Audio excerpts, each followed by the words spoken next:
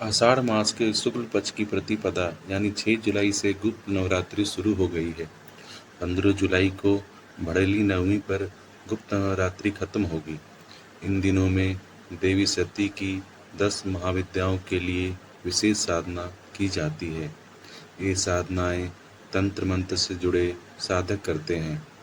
सामान्य लोगों के देवी दुर्गा और उनके 9 स्वरूपों की पूजा करनी चाहिए। हिंदी पंचांग में एक साल में 4 बार नवरात्रि आती है। पहली चैत्र मास में, दूसरी आषाढ़ में, तीसरी आश्विन में और चौथी माघ मास में। माघ और आषाढ़ मास की नवरात्रि गुप्त रहती है। चैत्र और आश्विन मास की नवरात्रि को प्रकट नवरात्रि कहते हैं।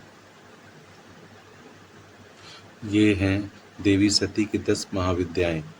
देवी सती की महाविद्याओं में माँ काली, तारा देवी, षोडशी, भुवनेश्वरी, भैरवी, छिन्नमस्ता, धूमावती, बगलामुखी, मातंगी और कमला देवी शामिल हैं।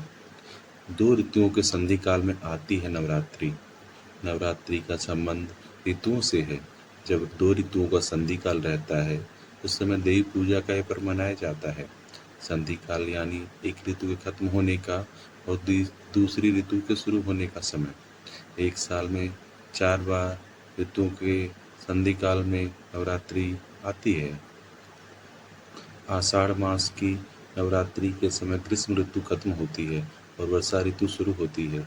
आश्विन नवरात्रि के समय वर्षा ऋतु खत्म होती है और शीत ऋतु शुरू होती है। माघ मास की नवरात्रि के समय शीत ऋतु खत्म होती है और वसंत ऋतु शुरू होती है। चैत्र मास की नवरात्रि के समय वसंत ऋतु खत्म होती है और ग्रीष्म ऋतु शुरू होती है। गुप्त नवरात्रि में पूजा पाठ के साथ व्रत करने के लाभ।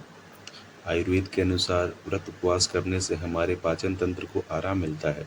खान पान में संयम रखने से हम बीमारियों से बचे रहते हैं। शरीर की रोग प्रतिरोधक क्षमता बढ़ती रहती है। जब हम खान पान में संयम करते हैं तो आलस नहीं आता है और मन पूजा पाठ में लगा रहता है। पूजा पाठ के बाद एकाग्र मन के साथ किए गए अन्य कार्यों में भी सफलता मिलती है। नवरात्रि के दिनों में देवी माँ के भक्त अन्न जल का त्याग करते हैं और शरीर को ऊर्जा मिलती रहे इसके लिए फलाहार करते हैं। पूजा पाठ, जप, तप और साधनाओं से मन शांत होता है।